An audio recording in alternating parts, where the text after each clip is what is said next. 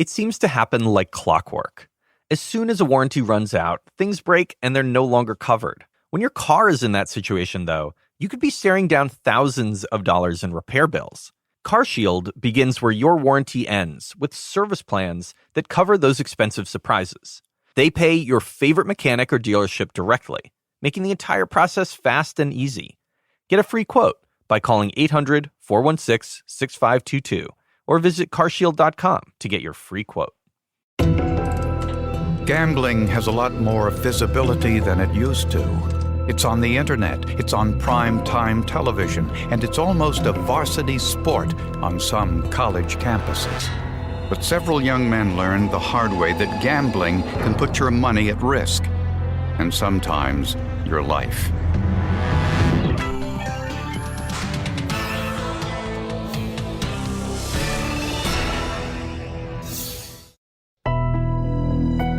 Gambling isn't confined to casinos, church bingo, and backroom card games anymore. Now, it's everywhere. There are poker tournaments on the computer. You can play sports wagers offshore, and you can play the daily lottery, now run by local governments. 28-year-old Jason McGuigan saw gambling as a way to have fun and also make a living. He dabbled in casino gaming, but his real love was sports handicapping. He was known to wager thousands of dollars on a single event. He was not a bookie. He had made the offer to quite a few people that if you give me some money, I'll sign you up with a betting service and give you advice. He was essentially trying to sell his advice. McGuigan had spent some of his time with his associates and acquaintances boasting about the gambling. He almost was starting to emerge as sort of a wannabe gangster. On a warm June afternoon, Jason's aunt stopped by his apartment to pick up an old computer. She found the back door open. Inside were the remnants of a massacre. Jason McGuigan is laying on his back on the bed with his feet curling over the bed to the floor. McGuigan had been shot twice with a 9mm handgun. Jason's two friends, Daniel Swanson and Dustin Wilson, were shot to death in the living room. It could have been a professional hit just because of the way these bullets went into people. Inside Jason's apartment was a receipt for a 9mm Glock pistol. He had purchased it just a few weeks earlier, but the gun wasn't found in the apartment. Also missing was the key to Jason's bank's safe deposit box. Investigators believe Jason McGuigan was the intended target, and that his two friends sleeping in the living room were simply in the wrong place at the wrong time. It's just totally unexpected. He didn't really have any enemies that we knew of at all. So when this happened, it was a big surprise to us. Jason, Dustin, and Daniel, they were just normal kids, trying to make something out of their life. They weren't bad kids. When local news agencies reported the murders, a witness came forward with some revealing information. A few hours before the murders, the witness saw three men in a Cadillac Escalade shouting obscenities and making inappropriate gestures to an Asian man in the car behind them. She remembers it clearly. She thought it was a road rage incident, and these three white kids were somehow racially attacking this Asian kid. The witness identified the three men in the Escalade as Jason McGuigan, Daniel Swanson, and Dustin Wilson, the three murder victims. In a case that had so many stunning revelations, this one ranked right up there with it.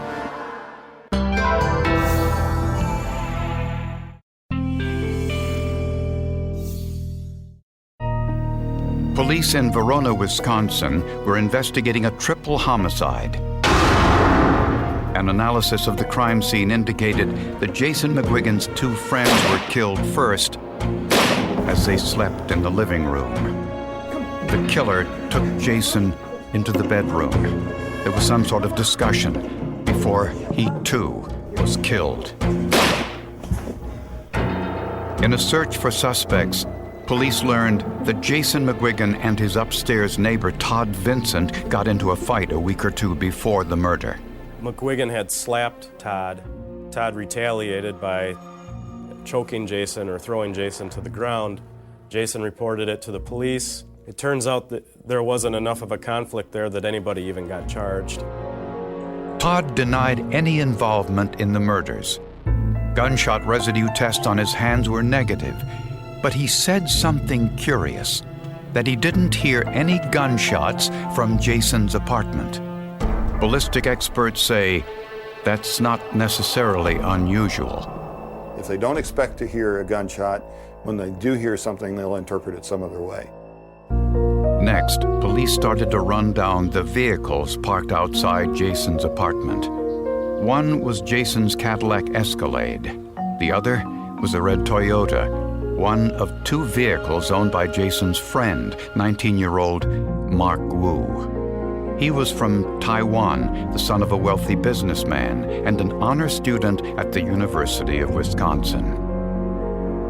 When police tracked him down, Mark Wu was in New York City and about to board a plane to Taiwan to visit his family for the summer vacation. Mark said he left one of his two cars in Jason's parking lot because it was safer than parking in the city.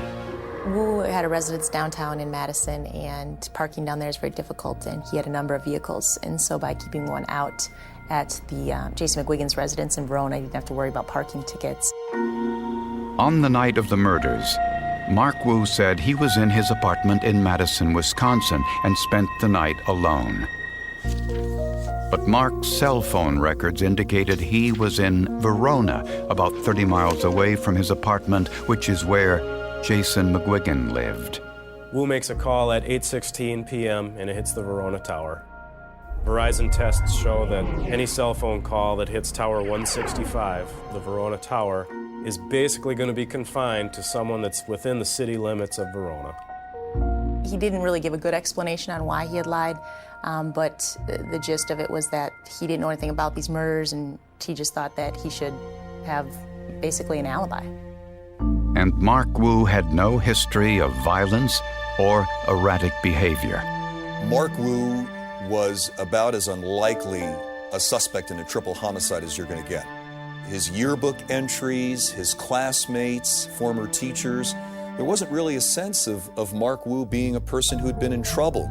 I'd say naive, helpless, really nice guy. I was laughing out loud when the FBI suggested that he could be in a gang or something. But police found evidence that Wu and McGuigan were both involved in gambling.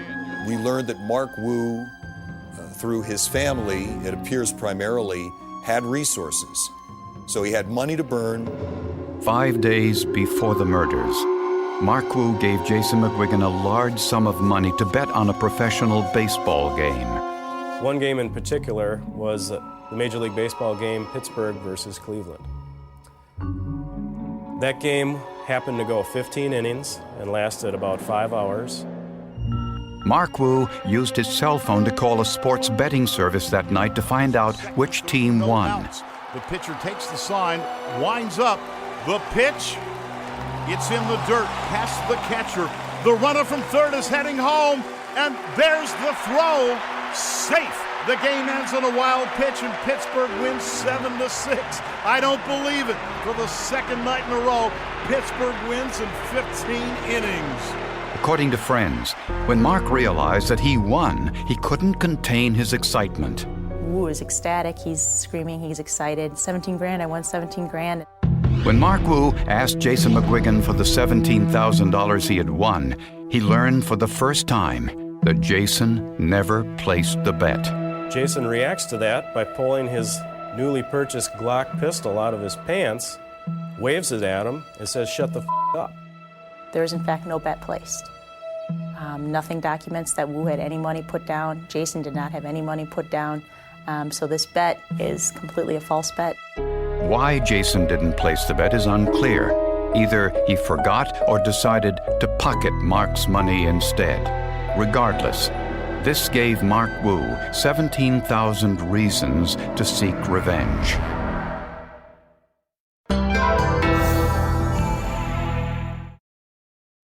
This program is brought to you by Generation Why, a podcast from Wondery. Imagine you have two friends who are obsessed with stories of crime, murder, and unsolved mysteries. That is Generation Why, a podcast where hosts Aaron and Justin explore theories, dive into forensic evidence, and share their opinions. In an all-new episode, Generation Why examines the case of Jonathan Amaral, a 25-year-old biomedical engineer in Jaffrey, New Hampshire. One weekend, he goes off on a hiking trip. He never comes back. After Jonathan fails to show up for work, his mother finds out and reports him missing. That same day, Brittany Barron, who is 31 and one of Jonathan's coworkers, calls in to quit her job, and now she's missing too. Jonathan and Brittany are rumored to be having an affair. So did the two run off together, or has something more sinister happened? Listen to the Generation Why podcast on Amazon Music, Apple Podcasts, or you can listen 1 week early and ad-free by joining Wondery Plus in the Wondery app.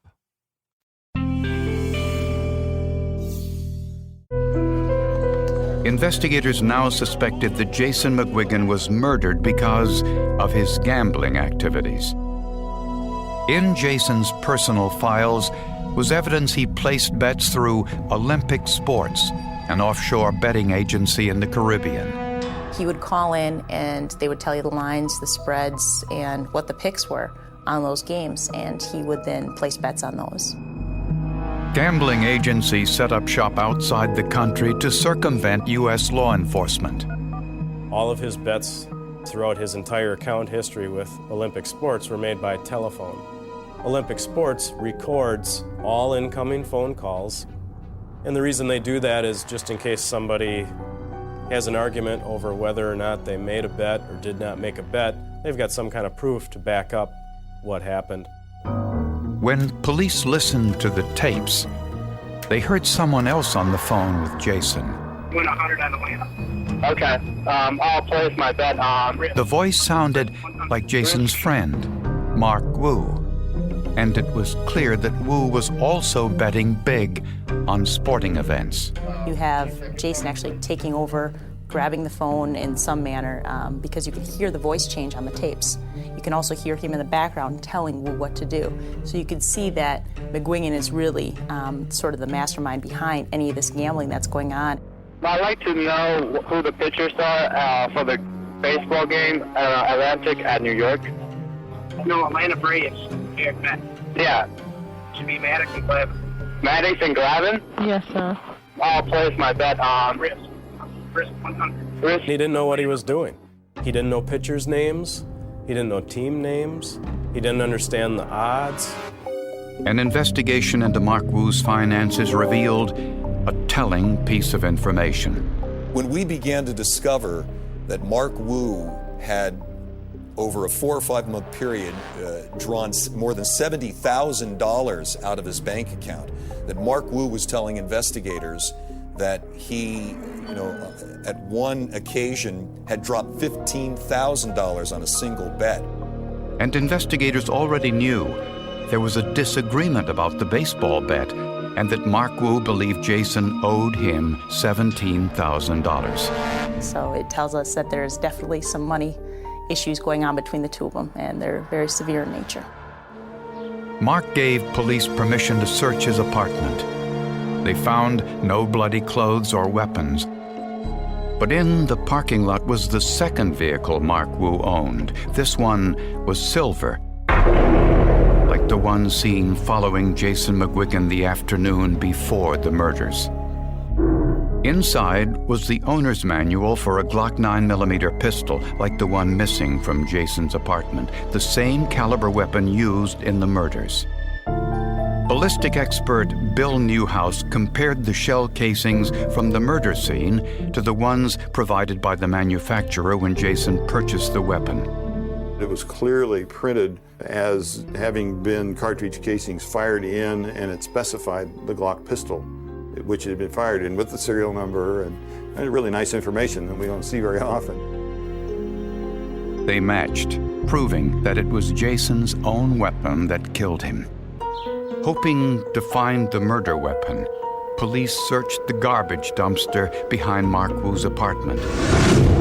Instead, They found a pair of sandals in a white plastic bag.